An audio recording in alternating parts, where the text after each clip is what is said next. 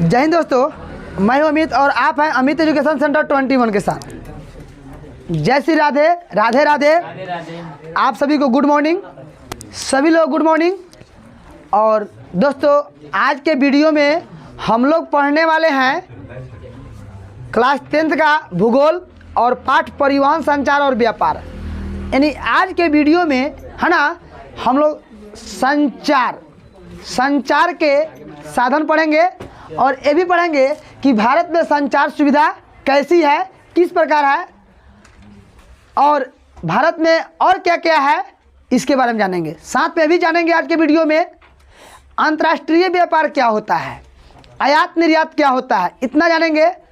लगभग इसका एक पार्ट और आएगा जिसमें यह पूरा चैप्टर समाप्त हो जाएगा। यानी आपको हम बता दें तो इस चैप्टर की यानी परिवहन संचार और व्यापार के कुल 5 पार्ट होंगे, 5 वीडियो होंगे और 5 वीडियो में आपके चैप्टर समाप्त हो जाएंगे। अगर घंटा की बात करें दोस्तों तो आपके लिए अगर 2 से 3 घंटा अगर समय हो तो आप इस पूरे वीडियो को बैठ करके देख करके और पूरे चैप्टर को याद कर सकते हैं।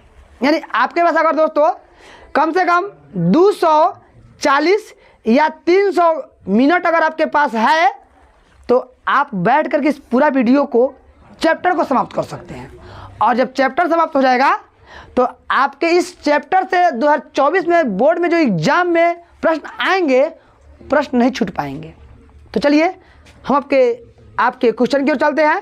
ये सारा के सारा यहाँ पे जो दिख रहा है ना, सारा कुछ हो चुका है। तो दोस्तों आज के वीडियो में हम लोग पढ़ने वाले हैं भारत में संचार सुविधा। भारत में दोस्तों संचार सुविधा के बारे में पढ़ने वाले हैं। संचार पढ़ चुके हैं और आज के वीडियो यहाँ पे है दोस्तों। यानी आपको दिख रहा होगा।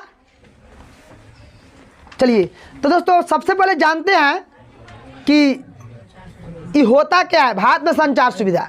यानी भारत में संचार की सुविधा कैसी है, किस प्रकार है और यहाँ पे जो स्थिति इसकी है, कितना तेज आगे बढ़ा है,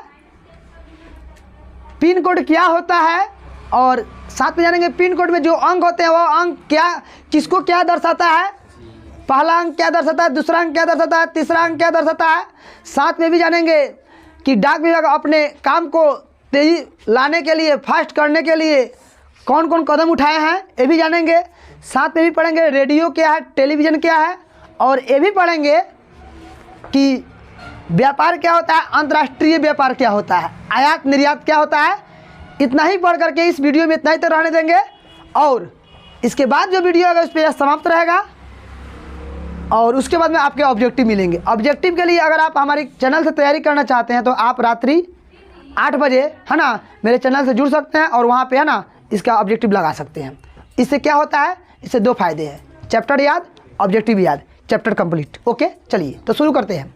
तो भारत में संचार सुविधा कैसी है तो सबसे पहले लिखेंगे भारत में संचार के प्राय सभी साधन अथवा सुविधाएं उपलब्ध है। यानी सभी संचार एवं साधन क्या है, उपलब्ध है। सर्वप्रथम 1837 में देश में डाक सेवा प्रारंभ हुई। यानी हमारे देश में अगर डाक सेवा की बात करें तो दोस्तों 1837 में शुरू किया गया। हाँ दोस्त, एग्जाम में क्वेश्चन कैसे पूछेगा तो ऐसे पूछेगा भारत में संचार सुविधा को लिखे या भारत में संचार सुविधा से आप क्या समझते हैं, तो आपको इसके बारे में लिखना होगा। ठीक है ना।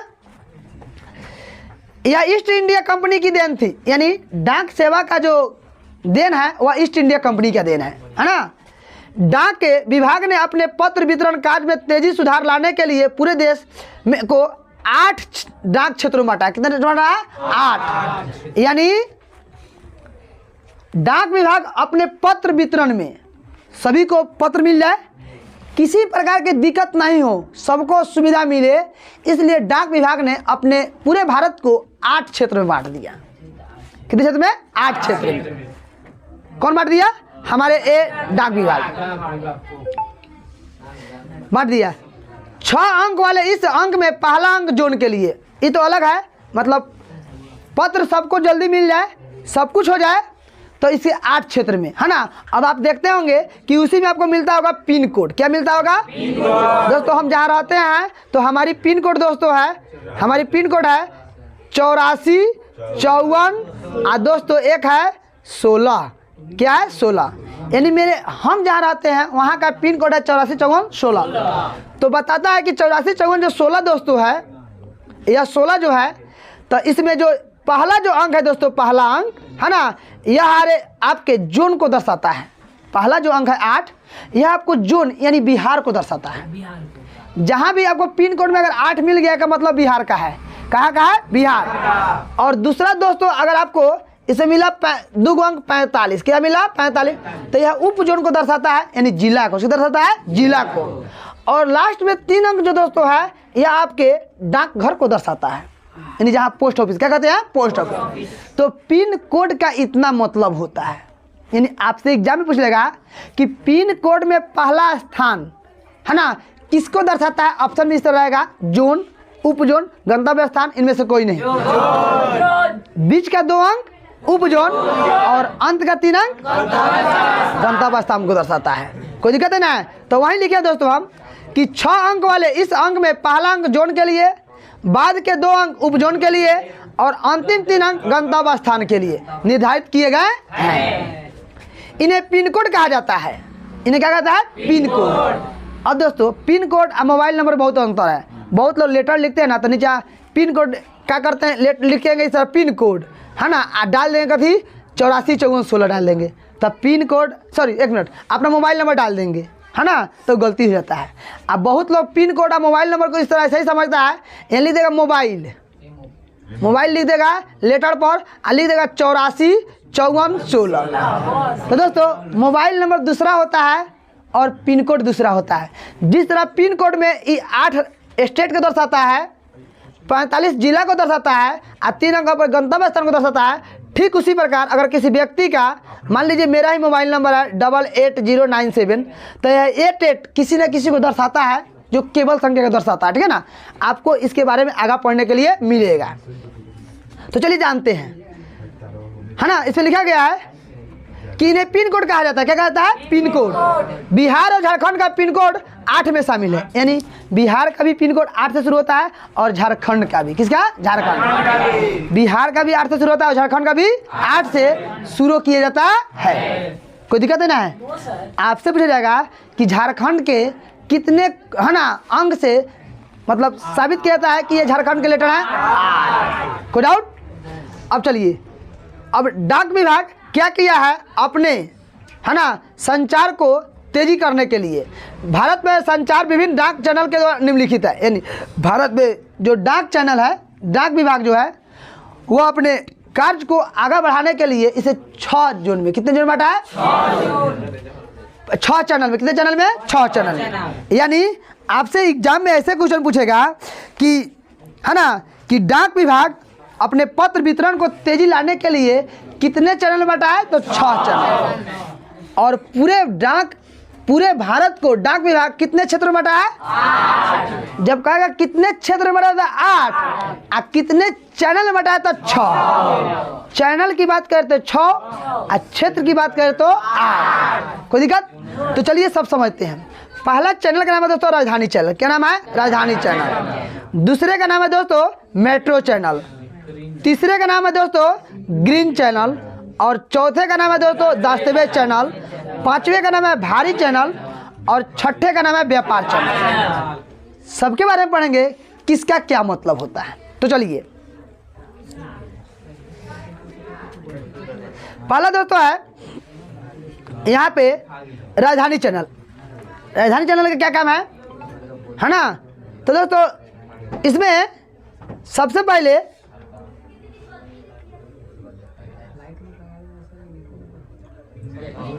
लाइव नहीं है।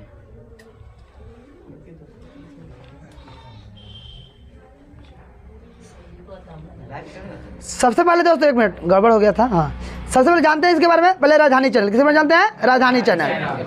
दोस्तों राजधानी चैनल कैसे पहचान करेंगे राजधानी चैनल है ना? तो इसमें लिखेंगे नई दिल्ली से 6 विशेष राज्य की राजधानियाँ के लिए यह डाक सेवा है। यानी 6 विशेष राज्य, है ना, के लिए यह चैनल को बनाया गया। यानी 6 गो राज्य में कहीं डालेंगे तो यह राजधानी में पहुंचेगा। कितने राज्य? 6 राज्य। जिसके पीले रंग की पत्र पेटिका, और इसमें इसका पेटी जो होता है कैसा था? पीला। यानी पीला रंग का पेटी होगा तो पत्र कहाँ पहुंचेगा? कोई डाउट?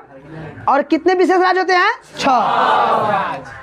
अर्थात मतलब कहने का मतलब इतना लिख देंगे, अच्छा लिख देंगे, अर्थात डाक के स्थित पीले रंग के पत्र पर पत्र पेटी के पत्र पीले क्या नाम से, एक मिनट देखेंगे ध्यान यहाँ से, यानी डाक घर स्थित पीले रंग की पत्र पेटी में पत्र डालने पर वह लिफाफा या पत्र सीधे दिल्ली पहुंच जाएगी। यानी पीला रंग के पेटी में अगर डालेंगे अपने पत्र को तो कहीं ना डायरेक्ट दिल्ली पहुंची। कहाँ पहुंची? दिल्ली। पीला रंग के पेटी में अगर पत्रवा को डालिएगा तो कहाँ जाएगा? दिल्ली। आपसे पूछ दिया जाएगा कि अगर पीले रंग के पेटी में अगर उसको पत्रवा को डालेंगे तो कहाँ पहुंचेगा? दिल्ली। राजधानी कहाँ पहुंचेगी? राजधानी। याद रहेगा। अगला जानते हैं आप लोग मेट्रो चैनल। क्या जानते हैं? Metro channel. तो बेंगलुरु, कलकत्ता, चेन्नई, दिल्ली, मुंबई, हैदराबाद के लिए यह डाक सेवा है। यानी मेट्रो चैनल जो है यानी आपको बेंगलुरु, कलकत्ता, चेन्नई, दिल्ली, मुंबई और हैदराबाद के लिए यह चैनल का प्रयोग किया जाता है। इन स्थानों पर अंकित कोड, पिन कोड वाले डाक पत्रों पर नीले रंग की पत्र पे डाला जाए। यानी इसका रंग कैसा होता है? नीला। अगर नीला होगा तो वह कहाँ पहुँचेगा? मेट्रो। कहाँ पहुँचेगा? मेट्रो।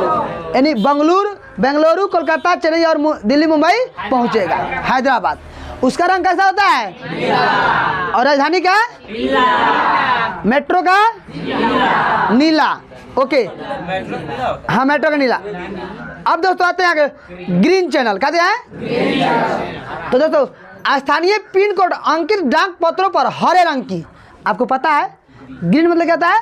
हरा। ग्रीन मतलब हरा। तो जो अगर हरा रंग का होगा तो यह पेटी कहाँ पहुंचेगा? स्थानीय का स्थान। कहाँ पहुंचेगा? स्थानीय जगह पर। अगला दस्तावेज चैनल। कहते हैं तो दस्तावेज चैनल की बात करें है ना, तो इसमें आपको समाचार पत्र एवं विभिन्न पत्रिकाओं को भेजने के लिए किया जाता है। आपसे पूछा जाएगा पत्र एवं पत्रिकाओं को भेजने के लिए किस चैनल का प्रयोग करेंगे? तो दस्तावेज चैनल प्रयोग करेंगे। पत्र एवं पत्रिकाओं को भेजने के लिए किस प्रयोग करेंगे? दस्तावेज प्रयोग करेंगे। कोई डाउट है ना? है आगे देखेंगे। अब भारी चैनल, इसका रंग नहीं दिया। अब है भारी चैनल। देखेंगे बड़ा व्यवसायिक संगठन के लिए, बड़ा व्यवसायिक भारी चैनल का प्रयोग करेंगे। बड़ा व्यवसायिक संगठन के लिए भारी चैनल, और छोटा व्यवसायिक चैनल के लिए व्यापार चैनल। यानी बड़ा व्यवसायिक चैनल, बड़ा व्यवसायिक संगठन तो भारी चैनल। एक मिनट, बड़ा व्यवसायिक संगठन तो भारी चैनल और छोटा व्यवसायिक संगठन तो व्यापार। 6 एक बार लिख दीजिएगा ना। तो चलिए आगे देखते हैं हम लोग। अब दोस्तों जानते हैं इसके बारे में। डाक विभाग द्वारा आजकल न केवल पत्र पत्रिकाओं का वितरण का काम किया जा रहा है बल्कि इसकी सेवा में विविधकरण भी आया है। मतलब हम आज तक ये नहीं जानते हैं कि डाक का क्या काम है, पत्र भेजना पत्र लेना, लेकिन इसका अन्य और काम भी है। तो डाक विभाग का और कौन काम है? डाक विभाग का और कौन काम है इसके बारे में जानते हैं। तो दोस्तों इसका और काम सुन लीजिए।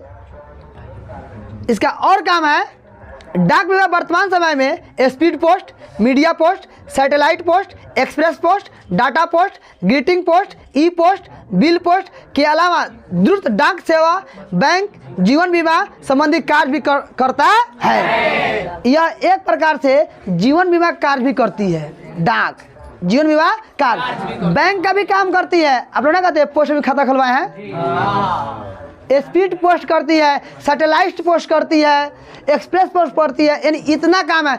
सिर्फ पत्र भेजना डाक का काम नहीं है। पत्र भेजना डाक का काम नहीं है। बैंक संबंधित लेन देन का भी काम करती है बैंक। लेन देन का भी काम करती है बैंक, है ना। आपको बता दें हम जीवन बीमा का भी कार्य करती है। इतना ही नहीं, सैटेलाइट पोस्ट भेजने का भी काम करती है, स्पीड पोस्ट भेजने का भी काम करती है। क्या आपको इतना जानकारी प्राप्त हुआ? लिखा सकता है सैटेलाइट मतलब सैटेलाइट जो उतने होता है वाला उपकरण वाला उस पोस्ट को भेजने का भी काम करता है। चलिए, हाँ उसी से आता है। आगे देखते हैं, एग्जाम में आपसे पूछेगा कि डाक सेवा के कौन कौन कार्य है, डाक सेवा के कौन कौन कार्य है, लिखा जाएगा ना हो। तो अब जानते हैं कि इसके बाद भी जानते हैं, डाक सेवा के बाद संचार का सबसे प्रचलित स्थान दूर संचार का माध्यम है। दूर संचार, दूर मतलब दूर से बैठकर बातचीत संदेश भेज सकते हैं। तो बताओ, दूर से भेजे वाला कभी मोबाइल, टेलीफोन। यानी आपके पापा जी अगर लड़का मुंबई है, कलकत्ता है, तो वहाँ से बतिया लेते हैं ना, तो दूर संचार सेवा के दौरान ही बतिया पाते हैं। बोला सही। आजकल तो यहाँ से चौक पर तो नहीं जाके कभी बोला कौन जाइरो का फोन में कह देता है, गलत कि सही? तो डाक सेवा के बाद संचार का सबसे प्रचलित साधन क्या है ना, दूर संचार सेवा। इसके अंतर्गत विभिन्न प्रकार की टेलीफोन सेवाएं भी शामिल है। इसमें विभिन्न प्रकार की टेलीफोन सेवा शामिल है। जैसे पहले के समय में है ना, बिना तार वाला होता था, तार वाला फोन हुआ करता था। हाँ, वही देश में लगभग 26 करोड़ वायरलेस फोन उपभोक्ता है। वायरलेस दोस्तों, वायरलेस WIRELESS, वायर मतलब तार, लेस मतलब नहीं। जिसमें तार नहीं हो उसे वायरलेस कहते हैं। जिसमें तार नहीं है उसे वायरलेस कहते हैं। आज के भोजपुरी भाषा में करे अरे वायरलेस है ना, वायरलेस वायरलेस होता है, क्या होता है? तार नहीं हो उसे वायरलेस क्या कहते हैं? तो आज के समय में यानी जब से बुक छपाया है उस समय तक हमारे देश में 26 करोड़ लोगों के पास वायरलेस फोन है, यानी मोबाइल है। कैसी है? मोबाइल। और हाँ, मोबाइल अरे वही है, यही सब। और ये सब बिना तार के है। कोई तार लगा है ना? आगे देखते हैं। उसमें से मोबाइल फोन सर्वाधिक प्रचलित सेवा है। दूर संचार के तंत्र संदर्भ में भारत दक्षिण एशिया में अग्रणी एवं विश्व के 10 बड़े राज्य में देशों में भारत स्थान रखता है। यानी एशिया में अग्रणी है भारत, जो है इस मामले में एशिया में कथी है? अग्रणी है। और विश्व के 10वें स्थान पर है। कौन? लिखा जाएगा ना। अब आगे जानते हैं इसके बाद में रेडियो 10वें स्थान पर। रेडियो क्या है इसके बारे में फिर दूर संचार जानेंगे, फिर समाप्त होगा। रेडियो, भारत में रेडियो का प्रसारण है ना 1923 में रेडियो क्लब ऑफ बॉम्बे के द्वारा शुरू किया गया। आपसे पूछा जाएगा रेडियो की शुरुआत कब से किया गया था? 1923। और रेडियो क्लब ऑफ बॉम्बे के द्वारा 1930 में इंडिया ब्रॉडकास्टिंग सिस्टम तथा 1936 में इसका नाम ऑल इंडिया रेडियो नाम रखा गया। 1930 में है ना इसका इंडिया ब्रॉडकास्टिंग नाम, लेकिन बाद में 1936 में चल करके इसका नाम ऑल इंडिया रेडियो रख दिया। क्या रख दिया गया? स्वतंत्रता प्राप्ति के बाद जब हमारा देश आजाद हो गया उसके बाद 1957 में इसका नाम आकाशवाणी कर दिया। क्या कर दिया गया? आकाशवाणी। यानी सबसे पहले radio club of India Bombay की शुरुआत कब किया गया? 1923 है ना। 1930 में इंडिया ब्रॉडकास्टिंग सिस्टम और 1936 में इसका नाम ऑल इंडिया रेडियो। और जब हमारा देश आजाद हो गया तो इसका नाम 1957 में आकाशवाणी क्या रख दिया गया? आकाशवाणी। वर्तमान समय में यह साधन प्रसार भारती के तहत कार्य कर रही है। मतलब इस पर सब कोई अपना क्या करता है, मतलब जो भी हमारे मंत्रीगण कोई बात बोलते हैं तो सारे दर्शक तक पहुंच पाता है रेडियो के द्वारा। और वही रेडियो जो आप लोग सुनते नहीं है उसी रेडियो के बारे में बात किया जा रहा है। तो हो जाएगा ना। अब आगे जानते हैं हम लोग टेलीविजन के बारे में। जानते हैं टेलीविजन के बारे में।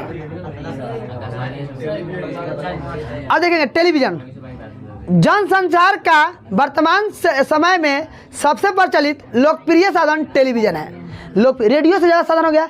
रेडियो में खाली सुना जाता था, लेकिन इसमें देखने और सुनने दोनों काम आ गया। तो मजा वाला बात है कि नहीं है कि नहीं है? रेडियो में खाली सुना था, इसमें क्या देखा और सुना दोनों जाता था। भारत में इसकी सेवा 1959 में कब शुरू हुई? 1976 में इसे दूरदर्शन कहा गया। क्या कहा गया? दूरदर्शन। यानी 1959 में शुरू किया गया, 1976 में इसे दूरदर्शन क्या कहा गया? रंगीन प्रसारण की शुरुआत 1982 में हुआ। रंगीन, पहले टीवी ब्लैक एंड व्हाइट आता था, है ना, उजर और करिया दिखता था। जो आपके 1959 में जो टीवी जो लॉन्च किया खाली ब्लैक एंड व्हाइट आता था, लेकिन 1976 के बाद 1982 में जो टीवी आया तो वह रंगीन कैसा आ गया? रंगीन। और यह एशियाई खेलों के दौरान इसका प्रसारण किया गया, यानी एशियाई खेल के दौरान रंगीन टीवी का शुरुआत किया गया। एशियाई खेल के दौरान रंगीन टीवी का शुरुआत किया गया। यह संचार मध्यम बच्चों, प्रौढ़, बूढ़ों, महिलाओं सहित गरीब और अमीर सभी वर्गों के लिए लोकप्रिय था। भाई लोकप्रिय भी क्यों नहीं होगा? आज के समय में लोकप्रिय नहीं है, लेकिन पहले के समय बड़ा लोकप्रिय होता था। एक लाइन टीवी चलता था तो बहुत हजारों लोग आकर जुट जाता था लोग। आज ऐसा कुछ है? आज घरे घरे है। गलत सही? तो दोस्तों इतना हो गया, यानी आप टेलीविजन के बारे में आप लिख सकते हैं। अब हम लोग चलते हैं अंतर्राष्ट्रीय व्यापार। अंतर्राष्ट्रीय व्यापार दोस्तों, अंतर्राष्ट्रीय व्यापार क्या है? तो सबसे पहले जानते हैं व्यापार क्या है। व्यापार क्या है, उसके बाद जानेंगे अंतर्राष्ट्रीय व्यापार क्या है, और तब जानेंगे आयात क्या है, निर्यात क्या है। तो दो व्यक्तियों, राज्य अथवा देशों के बीच होने वाले सामान और सेवाओं का क्रय विक्रय, मतलब दो व्यक्ति हो, चाहे दो राज्य हो, चाहे दो देश हो, है ना, इनके बीच कोई सामान का क्रय यानी खरीदना, विक्रय यानी बेचना। दो व्यक्तियों के बीच या देशों के बीच या राज्यों के बीच सामानों का क्रय विक्रय करना, खरीद बिक्री करना, है ना, व्यापार कहलाता है। क्या कहलाता है? व्यापार। कोई दिक्कत? जबकि यह व्यापार दो या दो से अधिक देशों के बीच होता है। जब यह व्यापार दो या दो से अधिक देशों के बीच होगा तब यह अंतर्राष्ट्रीय व्यापार क्या कहलाएगा? अंतर्राष्ट्रीय। यह अंतर्राष्ट्रीय व्यापार किसी राष्ट्र की आर्थिक संबंध का मापक है। यह अंतर्राष्ट्रीय व्यापार जो है किसी भी आर्थिक राष्ट्र का क्या मापक है। अब हम लोग जानते हैं आयात क्या है। आयात क्या है तो जानते हैं, किसी भी देश से सामान मंगाना क्या कहलाता है? आयात। और सामान को भेजना तो कैसे लिखेंगे? जब कोई सामान दूसरे या बाहरी देशों से अपने देश में मंगाया जाता है तब इसे आयात क्या कहते हैं? आयात। अगला, जब कोई सामान अपने देश से दूसरे देश या बाहरी देशों में भेजा जाता है तब इसे क्या कहता है? निर्यात। जय हिंद दोस्तों, जय भारत। हम लोग मिलते हैं अगले एपिसोड में। Thanks for watch.